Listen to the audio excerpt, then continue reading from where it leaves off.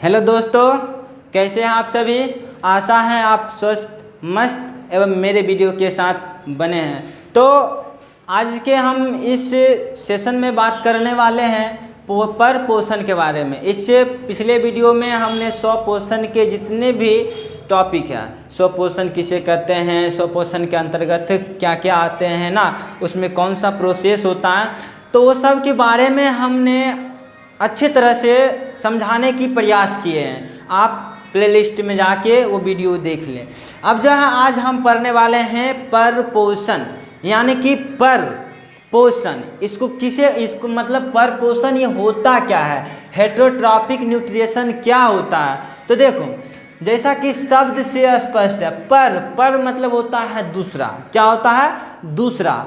पर मतलब क्या होता है? दूसरा। और पोषण का मतलब तो हम समझाते आए हैं कि पोषण का मतलब होता है भोजन ग्रहण करना।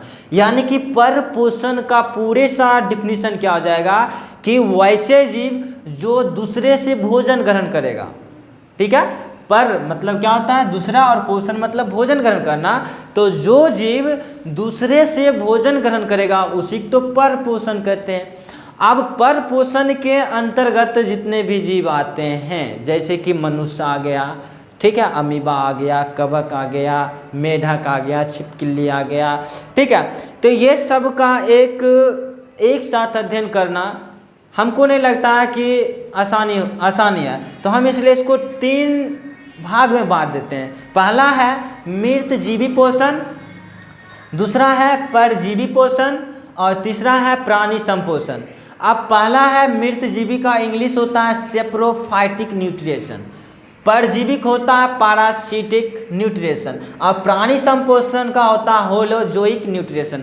अब पहले जानेंगे कि ये मृत जीवी क्या होता है। ठीक है, मृत जीवी क्या होता है। देखो, मृत मतलब क्या होता है? मरा हुआ। यानी कि मृत जीवी पोषण क्या होता है? तो वैसे जीव जो अपना भोजन मृत या सड़े गले, जैसे कि देखे होंगे कि कभी कभी गोबर के ऊपर जो होता है एक जो होता है छत्ता सा आ जाता है, जिसको कहते हैं हम लोग ठेठी में गोबर छत्ता।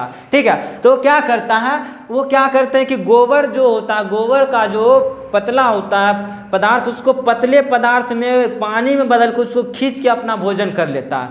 देखते होंगे एक दिन में देखते हैं छोटा सा रहता है, 2 दिन के बाद जाते हैं तो इतना बड़ा हो जाता है। तो वो पोषण कैसे कर लिया? तो वही पोषण जो होता है मृत जीवी पोषण। यानी कि वैसे जीव जो अपना भोजन मृत सड़े गले कार्बनिक पदार्थ से करे तो उसको मृत जीवी कहते हैं। और यह प्रक्रम क्या कहलाएगा? मृत जीवी पोषण। अब जो होता है यहाँ पे एक वर्ड है सेप्रोफाइटिक न्यूट्रिशन। यहाँ पर ये सेप्रोस का मतलब होता है, यहाँ ये ग्रीक शब्द है सेप्रोस। क्या है? SAPROS। ये सेप्रोस जो होता है एक ग्रीक शब्द है, प्रोस। अब ये सेप्रोस का मतलब होता है एब्जॉर्ब। एब्जॉर्ब का मतलब होता है अवशोषण। ठीक है, यानी ये एब्जॉर्ब मतलब अवशोषण हुआ। तो वैसे जीव जो अवशोषण के द्वारा अपना भोजन ग्रहण करता है, तो अवशोषण कैसे करता है? तो मान लो ये क्या है? आपका कवक है। ठीक है, क्या है? कवक। ये क्या करते हैं? ये अपने कवक जाल को फैलाते हैं। ये जो होता है एक बहुत सारे कवक जाल निकले होते हैं, इससे तंतुनुमा संरचना होता है जिसे कवक जाल कहते हैं। अब ये कवक जाल क्या करता है कि कवक जाल जैसे कि मतलब बहुत क्षेत्र में फैल जाता है, और इससे जो होता है एंजाइम प्रोड्यूस होता है। मतलब ये अपने कुछ ऐसे एंजाइम का यहाँ निष्कासन करते हैं जो ठोस पदार्थ होता है उसको पतला बना देता है। ठीक है, वो क्या बना देता है? पतला। और इस कवक जाल के द्वारा क्या करता है? वह भोजन ग्रहण कर लेता है।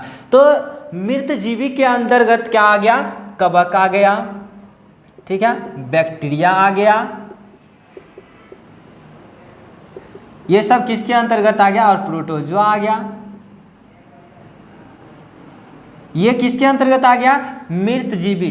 अब यहाँ से एक क्वेश्चन है कि मृत जीवी जो होता है इसके अंतर्गत जो कवक, बैक्टीरिया या प्रोटोजोआ आता है, ये सब का क्या महत्व है? तो इसका जो है प्रकृति में बहुत बड़ा रोल है। ये क्या करते हैं कि जो जीव मर जाते हैं, ठीक है, जो जीव मर जाते हैं उसको ये सफाई करने का काम करता है, जिससे हमारा क्या होता है, वातावरण संतुलित रहता है। जैसे कि कभी कभी देखे होंगे कि क्या होता है, एक्सीडेंट हो जाता है, या कोई जो होता है जानवर क्रॉस कर रहे होते हैं रोड, क्या होता है उधर से गाड़ी आया उसको ठोक दिया, यानी कि वो क्या हुआ, मर गया। तो हम क्या करते, उसको वहीं पे छोड़ देते हैं ना, उसको नहीं हटाते हैं। अब वहाँ पर नहीं हटाते हैं तो वो क्या होता है, अपने आप वहाँ से ख़त्म हो जाता है। 2-4 दिन के बाद जो होता है वहाँ पे नहीं दिखाई देता, वो कहाँ चल गया, तो वो सब का अपघटित हो गया, यानी अपघटन हो गया। अब वो अपघटन कौन किया, तो अपघटन जो है बैक्टीरिया और कवक, ये प्रोटोजोआ किया। तो इसको बोलते हैं अपघटन कर्ता। क्या बोलेंगे, अपघटन कर्ता, यानी कि जो अपशिष्ट पदार्थ को खत्म कर दे उसी को न बोलेंगे अपघटन कर्ता। और यहाँ पे अपघटन कर्ता कौन हो गया, कवक, बैक्टीरिया, प्रोटोजोआ। तो यहाँ पर मृत जीवी का एक और नाम हो गया अपघटन कर्ता। क्या नाम हो गया, अपघटन कर्ता। तो ये नाम याद रखना, क्योंकि आप नाम पढ़े होंगे एक ही, मृत जीवी पोषण, अब इसमें पढ़े होंगे कवक, प्रोटोजोआ ना। तो आज एक नाम हो गया अपघटन कर्ता, यानी कि अपघटन ही ये दूसरा नाम है मृतजीवी पोषण का। अब जो होता है, अब हम जानते हैं परजीवी के बारे में। परजीवी, पर मतलब होता है दूसरा, और पोषण का मतलब हो गया जो दूसरे जीव से भोजन ग्रहण करता। इसमें सब दूसरे जीव से करता, लेकिन इसमें खास अंतर एक है। एक अंतर क्या है, तो यह किसी भी जीव के शरीर पर अस्थाई, अस्थाई और अस्थाई, अस्थाई और अस्थाई रूप से रहकर अपना भोजन ग्रहण करता है। यानी कि कुछ समय के लिए आया और क्या क्या भोजन ग्रहण किया और भाग गया, ठीक है। यानी कि कहेगा परजीवी क्या होता है, पोषण, तो वैसे पोषण जिसमें जीव क्या करते हैं, अस्थाई या अस्थाई रूप से किसी जीव के शरीर पर रहकर अपना भोजन ग्रहण करता है, तो उसको परजीवी बोलते हैं। और यह प्रक्रम क्या होता है, परजीवी पोषण कहलाता है, ठीक है। आंत में एंट अमीबा हिस्टोलिटिका होता है, जिसके कारण क्या होता है, आंत में एक मतलब बीमारी हो जाता है मनुष्य में, जिसको पेचिस कहते हैं। यानी कि कहेगा कि पेचिस रोग किसके कारण होता है, तो एंट अमीबा हिस्टोलिटिका के कारण होता है। अब जो है ये परजीवी पोषण के बारे में, कि परजीवी पोषण बतला दे कि क्या होता है। तो देखो परजीवी पोषण क्या होता है, वैसे जीव जो अपना भोजन दूसरे जीवों के शरीर पर क्या अस्थाई और अस्थाई रूप से रहकर भोजन ग्रहण करता है, तो उसको बोलते हैं परजीवी। और यह जो होता है पोषण, परजीवी पोषण कहलाता है। अब देखो यहाँ पे, अब ये हम परिभाषा जान गए, इसके अंतर्गत जो जीव का नाम भी जान गए कि इसके अंतर्गत क्या क्या आते हैं। तो देखो एंट अमीबा हिस्टोलिटिका आ गया, टेबवर्म आ गया, गोलकृमि आ गया ना, मलेरिया परजीवी आ गया। अब देखो इसका जो वर्ड है ना पारासिटिक, इसको समझ लेते हैं। देखो इसमें 2 ग्रीक वर्ड है, एक है पारा, ठीक है। पारा का मतलब होता है बी साइड, यानी कि पार्श्व या बगल में, हिंदी में होता है या बगल, ठीक है। उसके बाद इसमें साइटोस, साइटोस, ठीक है। अब ये साइटोस का मतलब क्या होता है, न्यूट्रिएशन।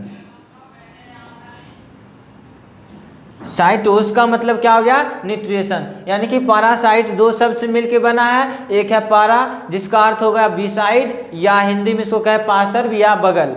उसके बाद साइटोस का मतलब हो गया न्यूट्रिएशन, यानी कि पोषण, ठीक है। तो यहाँ से डिफिनीशन क्या आ जाएगा, ये वैसे जीव जो किसी दूसरे जीव के बगल में या उस पर रहकर जो होता है ग्रहण करता है, तो उसको परजीवी बोलेंगे।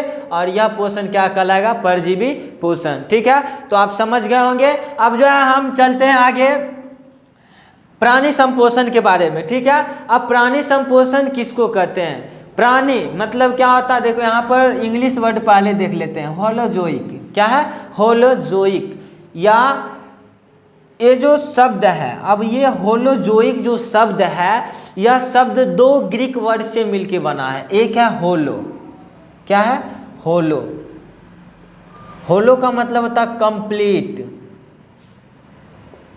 और यहाँ पर एक शब्द है जोइक, क्या है? जोइक, जो है इसका मतलब होता है एनिमल लाइक। हिंदी में बात करें तो कंप्लीट का मतलब हो जाएगा पूर्ण, और एनिमल लाइक का मतलब होता है जंतु के जैसा।